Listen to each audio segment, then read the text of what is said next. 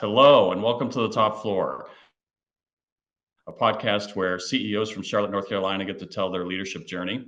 My name is Jeff Cass. I am a executive coach. I lead a peer advisory group for CEOs and business leaders here in Charlotte, and I'll be your host today. So I'm excited because we have Ryan Schachtner joining us today. Ryan is a very interesting CEO from the Charlotte area. Ryan not only has one job, he's probably got five. Matter of fact, he's the CEO of Success Beyond Gameday. He's the president and founder of Carolina Asset Management Company, which is one of the fastest growing financial planning firms in the Southeast. He's a podcast host, he's an author, and I'm leaving out a few others. But Ryan, thank you for taking time out of your busy schedule to join us. Welcome to the show. Hey, Jeff, I appreciate you having me on. I'm looking forward to this. Yeah, definitely. I think we have a lot to talk about. Matter of fact, I have 100 questions for you, but we only have 45 minutes, so we'll get to the most important things first. So Perfect. I'm not sure if I should do this with someone like you or not, but I'm going to ask a very open-ended question about what do you do? And tell me about your business and how you came to be the leader of your organization.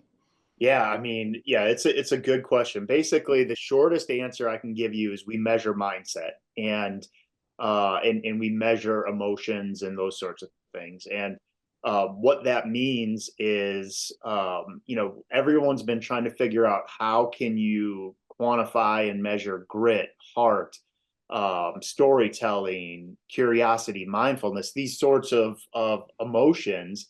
How can you measure those and then keep people at peak and optimal performance? Because we know if your mindset's right, you're going to outperform everybody else by 17%. And so, how can we cultivate that and by through measuring in different ways, how can we keep you at that optimal performance? And so we do that. Started in the sports industry. We've got, we work with high school, college, pro athletes. We just had the NFL draft. We had 3 first rounders, 3 second rounders, I think 7 third rounders, and a bunch more that went after that. So we're really proud of those guys. And so it's been exciting in the sports world to work. And we've launched corporate athletes. So how do you align as a team? How do you drive self-awareness? How do you do all these things and figure out your voice and your tribe within an organization and basically athleticize, the corporate, growth and corporate mindset that athletes bring to the table? How do they leverage that to create quicker and sustain success in the corporate world? Okay, so you're describing what you do then with Success Beyond Gameday, is that right? That's Yeah, the first CEO job that you have. yeah, for sure. Okay, all right. And how long have you done that? So we're in this really since name, image, and likeness took charge, and we've recently figured out the way to measure some of those things that haven't been able to be measured. And so we've probably been doing that aspect now for 7 months or so. And the results are phenomenal. Okay, okay. So, and how long has Success Beyond Gameday been around? When did you form it? Yeah, so I've merged with Samantha Card. I had a company called A Must Win, and she had Success Beyond Gameday, and we realized that hey, we were fighting the same battle. We had the same heart. We aligned on vision, all that type of stuff, and so we made the partnership formal at the beginning of the year, but we had been really working together for the previous for almost a year and 7 months now. And so that kind of came together, and that partnership has been phenomenal.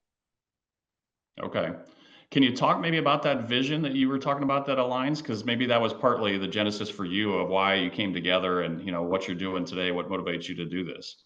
Yeah, absolutely. I mean, so both of us were college athletes. Both of us, all of a sudden our career was done. Mine through injury, hers through graduation. There wasn't another outlet for us to continue playing competitive athletics. And we went through an identity crisis. And it was, who am I? I've so far my whole life up to that point, I was focusing on my role as an athlete, and that's who I was. That was my identity. And when all of a sudden it was done and then it was over, I was trying to figure out, what do I do next? and it was really kind of a crisis moment, focusing on baseball, which was my sport, and now I don't have that. So what do I do? And so many athletes face this. Really, all athletes face this, whether they're done after a high school athletic career or a college athletic career or a pro athletic career. They have this window of on average 5 to 10 years where they're trying to figure out who they are, because what they were was it's over now, right? Somebody else is wearing their number. And so it was trying to solve that problem, and how can we align to eliminate that, drive the self-awareness, and really impact over 1 billion athletes as quickly as possible. And so that's really the goal, is how do we help these athletes who they have skills that corporations want. The corporations, they have these web portals for HR now, and so they want these athletes, but when the athletes go in to put in their resume, it's so bleak because they've been focusing on athletics that they don't get the nod. They get weeded out before they even get to the HR or the first interview. But they have skills like leadership, like grit, heart. They have all of these skills that have been cultivated through athletics in such a unique way that it can't be replicated once you get beyond that, right? I mean, so these corporations want athletes.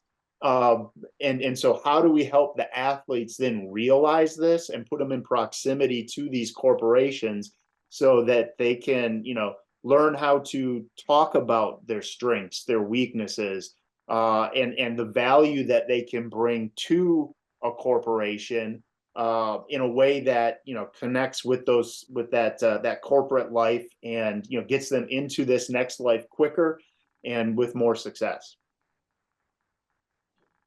Wow. Okay. That is quite a worthy cause. I mean, I would say being a former athlete, those skills, that corporations want, leadership, determination, working on a team, those are things that are hard to come by. And I know that when we were searching for people, a lot of times we would look for veterans because they brought some of those same kind of skills. And how do we connect with those folks? You're connecting a group that maybe has been a little bit untapped to this point. Do you find that there hasn't been this service maybe that you're providing for those athletes with those skills to match them up with what they might get in a corporation or in a business? Yeah, I think the way that we put it together is extremely unique, and being able to measure the way that we're able to measure, be able to create the go-to dashboard where the athlete can see, what their communication style is, and how they should maximize communication. What are their strengths? How we package it and teach it is really unique. I think there's a lot of people with really good hearts out there trying to do something similar. And what we're trying to do is let's find all those people, all those companies, and let's create one ecosystem where we're all using our strengths, where and for the betterment of that athlete. And then you look at the market, like you hit it. The military is the exact same thing. We Hmm. started in athletics, but veterans and active military is on deck to come on, because it's the exact same concept as the athletes identified as an athlete, and don't know how to then transition to what's next.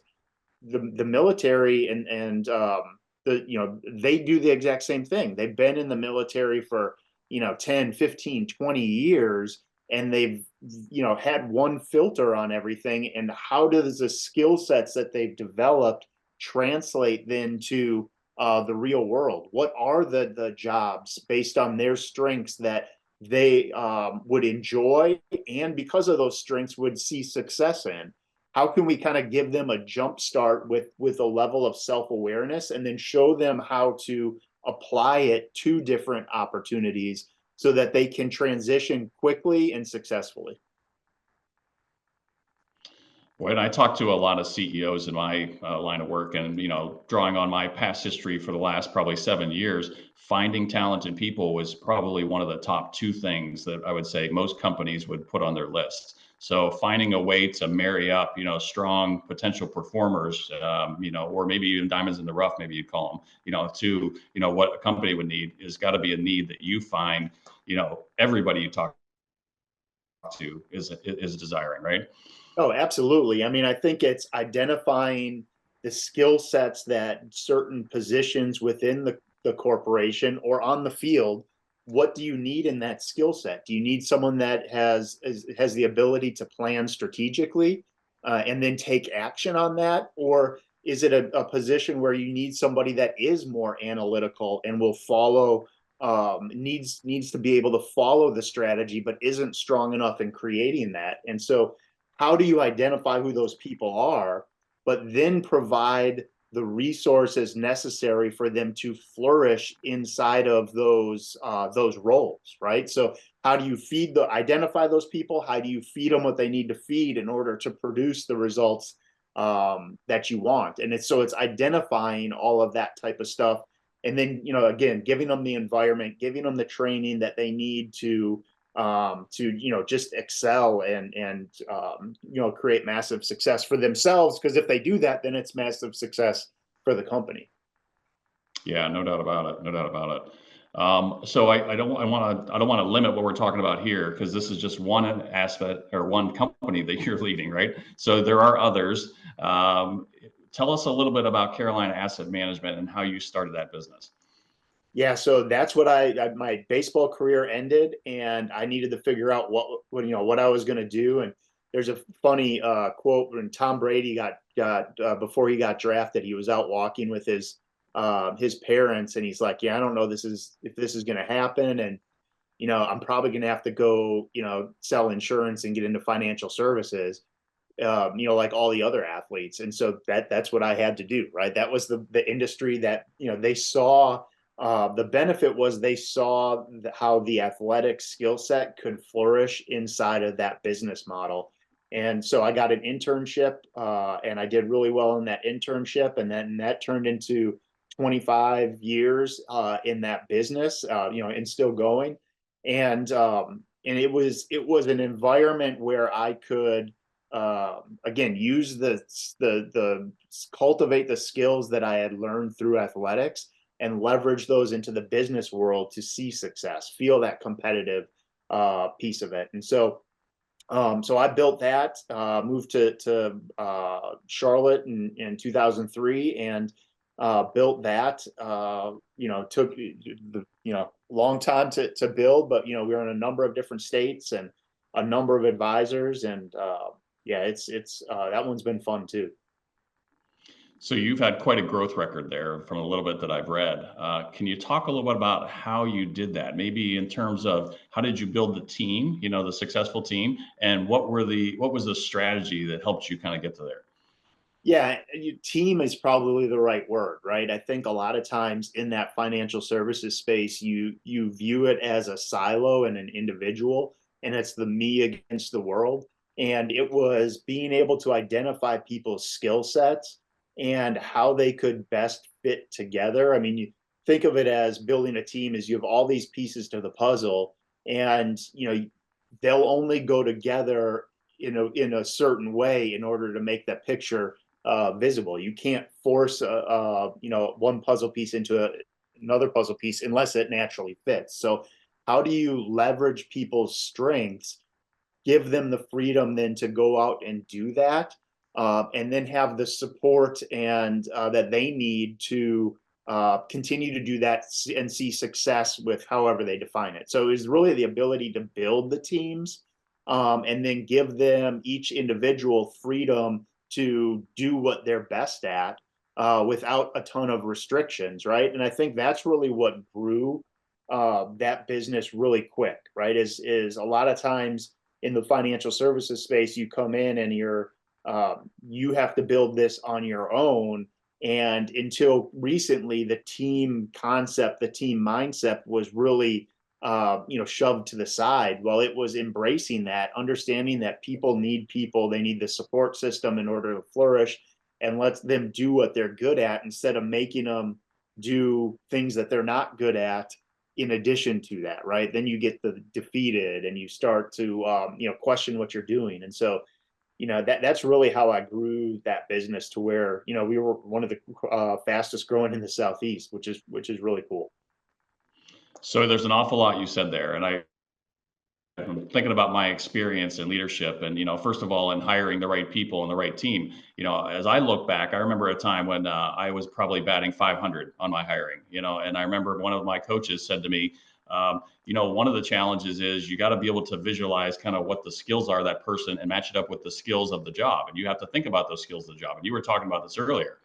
That didn't come naturally to me. And I don't know if it came naturally to you. Did you have somebody that helped you with that as you were hiring? Because it's a little different than being on the field when you're evaluating athletic performance. It's something that, you're trying to visualize the skills needed and match them up with the skills of the job and business.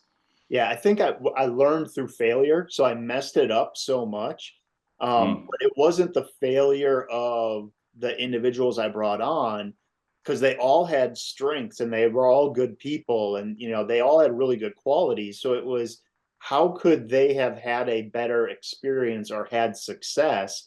And it just started to come to me where, well, if person A would have just been able to do this, they would have been the best that in the office at that.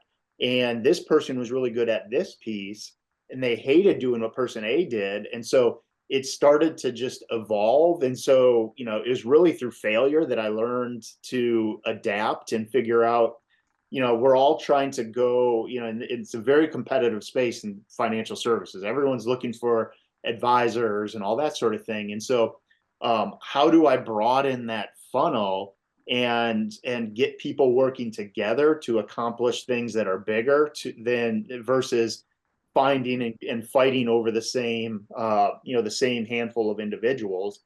And it was, again, through failure I learned how to leverage the team mindset, look for the skills that were successful, and instead of trying to get them in one package, it was, let's package them together, and I can recreate that quicker than finding that the total package, or changing the job to match the skills of a certain person and tweaking, who was doing what. Okay, that makes sense. All right. Did you have a coach or a mentor through this from a business perspective? Yeah, I mean, so I've always used business coaches, always used mentors, and what I tried to do was always outshoot what I was ready for at that time. And so, if I was operating at a $5 million revenue in a business, I want to work with a coach that's at the 10 million. Even though they may not want me, I may not be their target. I know I'm going to get there, and I need that mindset and to be able to get there. And so that's what I did really well. I hired coaches that were working with huge advisors, huge teams, and that's who I leveraged a lot for. Putting together this model, what worked with those teams, what didn't work with those teams. All right, how do we adjust it? How will it fit in this market versus a different state and a different market? And so always worked with coaches, and have mentors to this day. So Would you say that your sports background, where you probably had a hitting coach, you had a strength coach, you had many specific coaches, would you say that influenced you as you were, getting coaches for the business world? I think initially I struggled with getting a coach for the business world, right? Because a lot of times, you don't, you think you're in hiring a coach, you think, all right, I'm lacking something, right? Which you are, but it's that humbling experience of saying, hey, I can't do this on my own. I need someone's perspective that's familiar with my industry, but not in my industry, in order to give me advice and help me through it. That's seen other people's experiences that I can learn from instead of making those mistakes. Whereas, the athletic world, you're just given those, right? You have a hitting coach, you have a head coach, assistant coach, and you can't really opt into that. So being used to coaching, absolutely. Knowing how to receive coaching to where, you're not, you don't feel like they're picking on you or being, hard on you. Those sorts of things absolutely took from the athletic world, but it was the humbling that I needed to do to then make that transition and hire them for the in the business world. Yeah, I mean, again, talking to a lot of CEOs, being humble enough to ask for help when things you don't know sometimes is hard. I mean, because there's a lot you don't know. I mean, admitting it in front of the group when you're expected to be a leader, sometimes that's hard. I don't know if that was hard for you or not. I mean, did you find that that was a little difficult?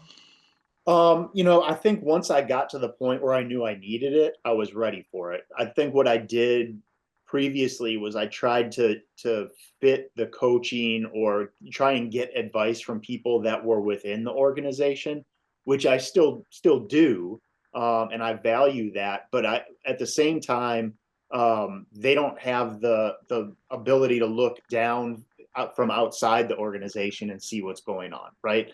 You could be just be getting yeses. This is the right path to be on, and really it's not. Maybe there could be a better one, but I wasn't getting that outside in perspective that I really needed. It was the inside in perspective, Mm-hmm. and that just wasn't. I was coming up on hurdles. Things weren't working, and so I just got to the point where I knew I needed it, and then I was, you just tell me what to do, and I'll do it.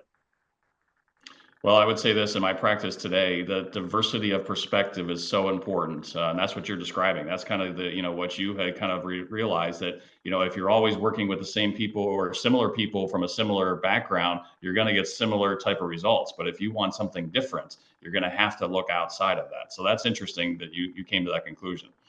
Yeah, absolutely. Yeah. Now, I want to go back to one other thing you said. To allow people freedom to kind of do what they do. I mean, I would say I talk to many different kind of leaders of businesses and have coached and worked with a lot of different leaders. Sometimes that's hard to kind of let go of the reins. Can you describe maybe your leadership style and maybe how you arrived at the importance of that release of responsibility? Yeah, I think it just gets to a point where you can't do anymore. There's not enough hours in the day, and Hmm. and you're never going to be 100% satisfied in how somebody else performs the task that you would perform, right? Like there's never going to be 100% alignment on that. But if you could get 70%, if they could do the same job you're doing at 70% or 80%, is that a win for you? Because now you're freeing up a certain block of time on something that you probably don't want to be doing or shouldn't be doing in order to grow your business. And so it just you get so overwhelmed a lot of times with all you have to do that it's almost the breaking point of like I said earlier, I learned everything through failure, so I've messed it up, which is why now I do it a certain way. And so it's if somebody can do it at 70 or 80% of the way that I would do it and at the capacity that I would do it, then that's a win for me. And maybe by unleashing them and letting them perform, maybe they figure out a way, that 20 or 30% that's not the same, maybe that gets it to that next level, right? And so if you want to retain your A players, you can't be micromanaging. You got to let them play, or you got to let them play the game, right? And so give them the guardrails, but let them do what they're good at, and that'll help with retention, but it'll also help with performance. Yeah, no doubt. And allow them to maybe bring something very different than you might not bring that maybe complements your skills and develop something that you may not have thought of. So, yeah, that's a great perspective. I appreciate you sharing that. So, you do a couple other things. So, you were an author and now you've been a podcast host as well. So, I don't want to shortchange those, but can you talk a little about those too? Yeah, so I became an author quite by accident. I had worked with a number of professional athletes on the financial advising space, and but it was always after they had lost money or been taken advantage of, and so it was really more rebuilding what I was doing than anything else. And they for a number of years had said, "Hey, you need to do a book, or you need to help athletes." And I was so focused on building the financial planning firm that I was like, "Yeah, I'll do it later." COVID hit, And then, we were all kind of sitting here wondering what's going on. And so that's when that started to evolve. And so that evolved, and it launched a couple days after Name, Image, and Likeness in college sports went live. And it was kind of just a happy accident that it became a bestseller. And then I joke because it's true. One person in Canada bought the book, so it made it an international bestseller.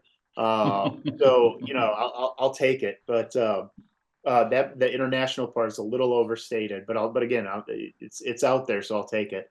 And so that did really well, and that kind of launched me really fully into the sports space, and really seeing problems and figuring out creative ways to solve it.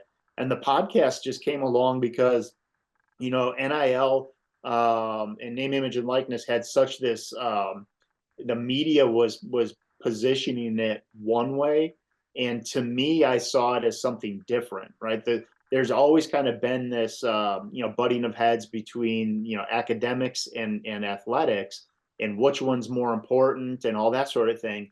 I saw the name, image, and likeness as a way to drive athletes back into that academic area, because now they were able to make connections, build relationships, build businesses as they were, and leverage that kind of voice that they had as an athlete while they have it, because it's so short.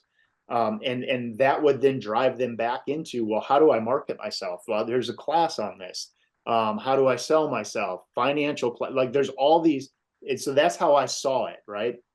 And I think the media still highlights the big athletes that are getting the endorsements for, and they call it pay for play and whatever.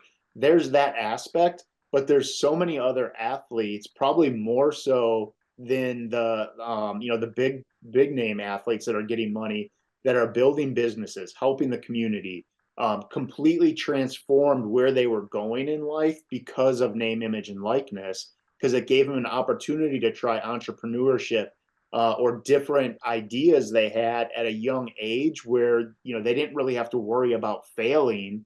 And if they did fail, they could just go do something else really easy. They didn't have the wife and kids and family that they were supporting, right?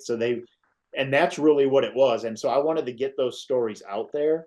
And then I wanted to get the development stories out there. So we work with a bunch of professional athletes that all of a sudden their pro career is done, and how do they transition? What did they need? What could be done better? What athletes have transitioned successfully? Let's get those stories out there. Let's get the side of the athletic departments. What are they trying to do? What do they see as needs for their athletes? And then let them talk, give them the freedom to talk, and let's create that ecosystem where we can inspire people. We can give them ideas. We can let them know that, hey, they're not alone in some of these thoughts and feelings, and this is how different people dealt with it. Maybe they can then deal with it differently on their own. Yeah, boy, there's a lot there too. I mean, so I consider myself a sports fan. I knew what name, image, and likeness was. There's a lot of people that don't. And I heard you, give a comment, to somebody about some of the stats on what people make, because a lot of people hear about sound bites of the 6 or 7 figure income that some folks make, but that's not really the case for most of the athletes, right? No, I mean, I think you have two worlds, right? You have the business of NIL, and you have the spirit of what NIL was or is. And the business is the collectives, right? And that's where you see the quarterback getting the money and having to perform go at a car dealership or whatever, because they're the quarterback of that school, right? That's one piece of it. The majority of the athletes that benefit from the collective aren't making 7 figures, aren't even making 6 figures. Are really in, there's only 1 comma in the numbers that they're getting. Then you have the athletes that are taking part in the spirit of NIL, which is the entrepreneurship side. You would even put some, like Livy Dunn, who's a gymnast that's really popular in that side of it, right? She's not getting money from a collective. She had a following that she had already built.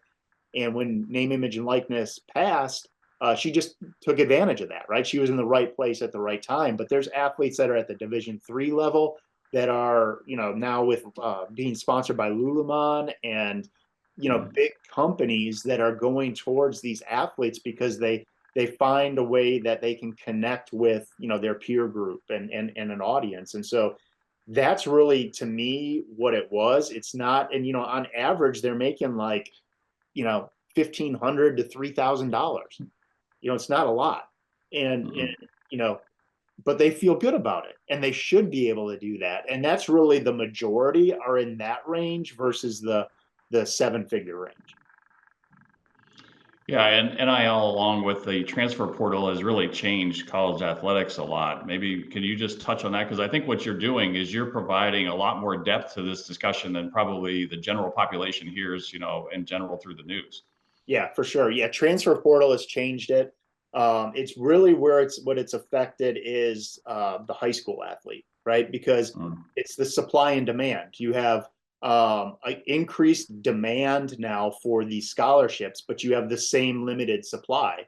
And so, with the transfer portal, for those that don't know, the college athletes can just transfer to, whatever school that is a better fit for them. And high school athletes then are, they're not getting those opportunities. Whereas, universities or athletic programs may have taken a high school athlete and developed them over a number of years. Now they're looking at these college athletes that are, bigger, stronger. They already know that they can live and survive on their own because they have a track record. They can attend classes. They have a track record of that at the collegiate level.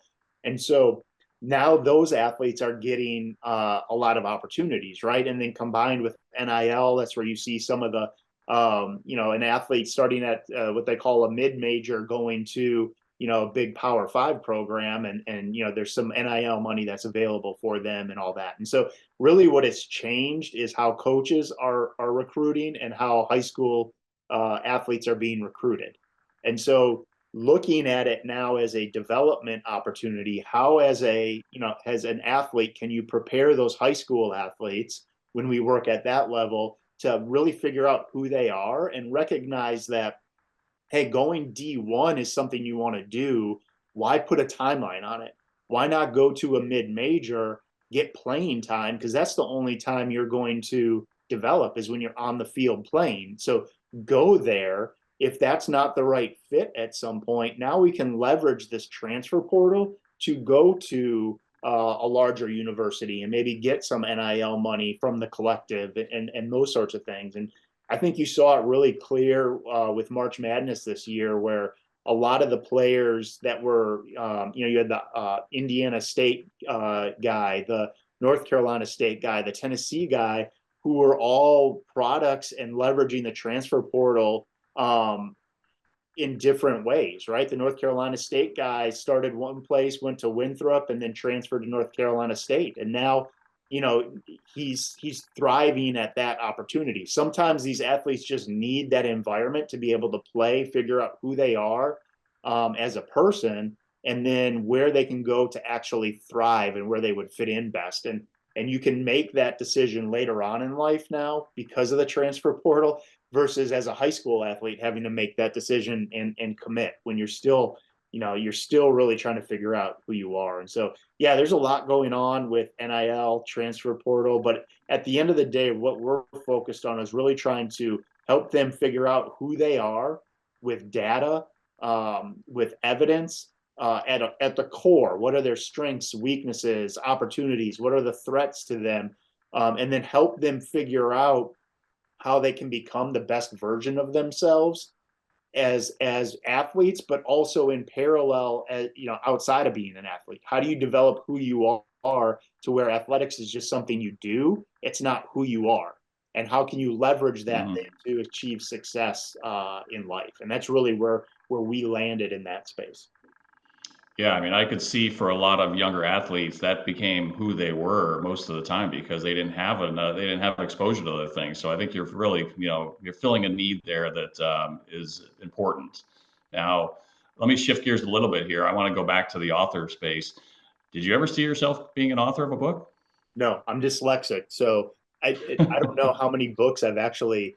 Well, I take that back. I've read cover to cover books, but they were when I had kids, and they were children's books. So like Goodnight Moon, that one I've been able to read cover to cover. But growing up through high school and college, reading was a struggle for me, right? Hmm. And so becoming an author was probably the last thing I thought I'd do. And again, it was just that series of events that led to the opportunity to finally get my thoughts down on paper, and then it just kind of evolved and turned into the book. And I had great collaborators too, right? I mean, I had Roy Williams, who played football at Oklahoma, and then the Dallas Cowboys, did the forward.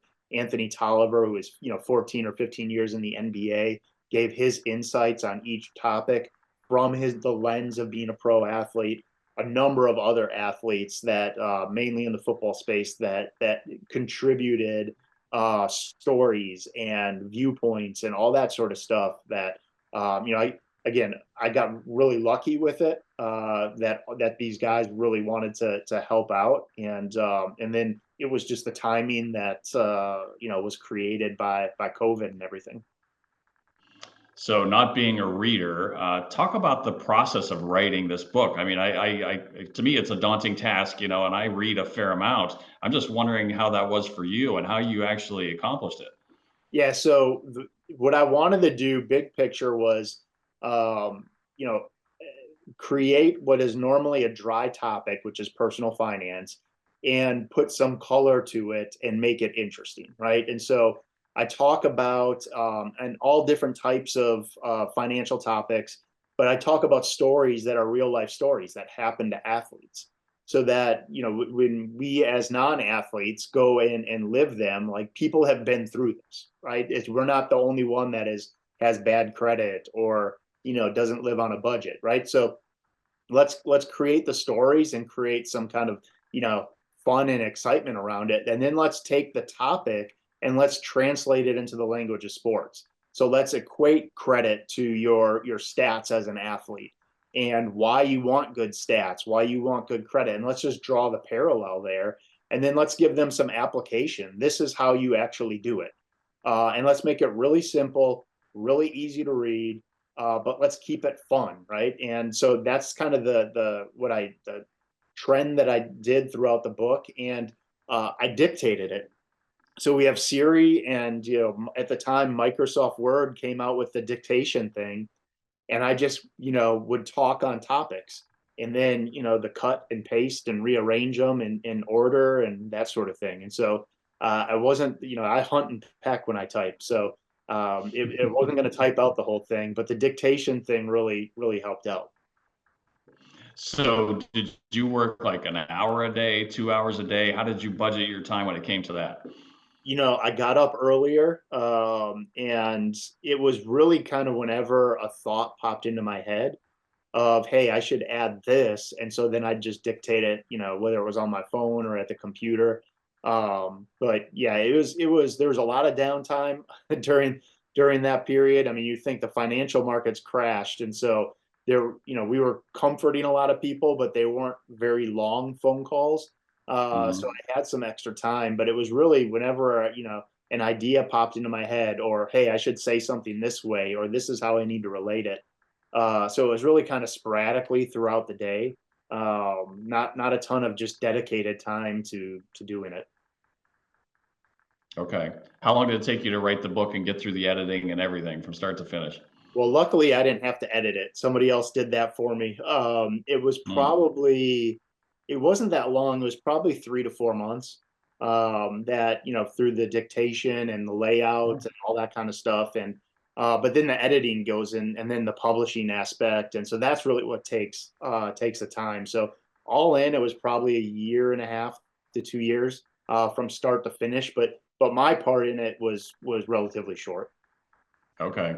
Wow. 3 to 4 months just to get the concepts down. That seems quick to me, but I guess the dictation and some of the modern tools are good. You can use that, right? Oh, for sure. Well, and I enjoy work, right? And so if I need to be working in order to feel fulfilled and that sort of thing. And so yeah, so it was kind of natural to get it in. Okay. All right. So, I mean, of all your businesses, I'm going to ask this kind of general question and you can answer it, with any of the businesses you have, but what's the biggest challenge you face today as you look at all the businesses and things you're in? Yeah, I mean, I think it's if you look at all the businesses, they all have the same thing in common: is how do you differentiate yourself?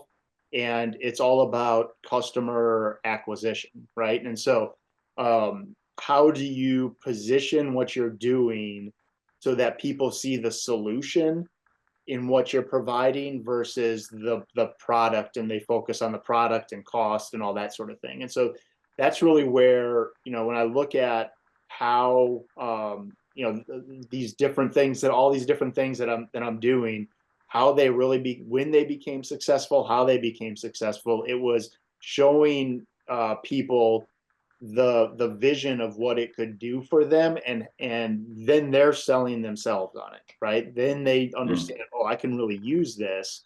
Now it's just how do we make that work, versus, hey, I'm selling this product or you need this, and not really understanding who they are and what they need and that sort of thing. So it's always the customer acquisition aspect of it, but once you're able to flip and just talk about what you're doing in a different way, learn about and really understand what the individual or team or whoever you're talking to really needs, then you're able to show them how your solution could fit that issue, that problem, and then it's up to them to make the choice on, yeah, is this the solution, is this the person that I want to use and trust, and usually works out in your favor.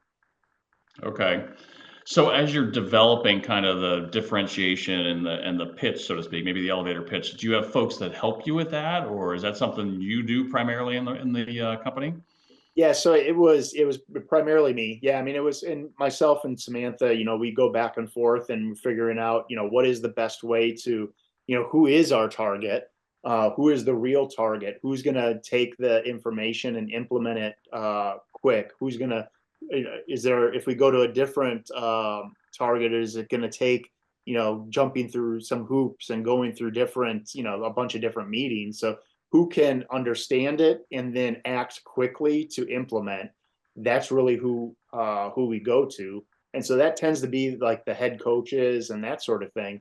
And so once that message then is delivered, is really simple for what we're focused on now is, hey, if you could align the right players on the field at the right time, if you could identify, if your position group, if your linemen, or if your quarterback or receivers are dipping in some sort of area of mindset, if their heart factor has dipped from week to week, and you could address that proactively to avoid losing streaks and that sort of thing, is that something that you think would help your team win and that sort of stuff?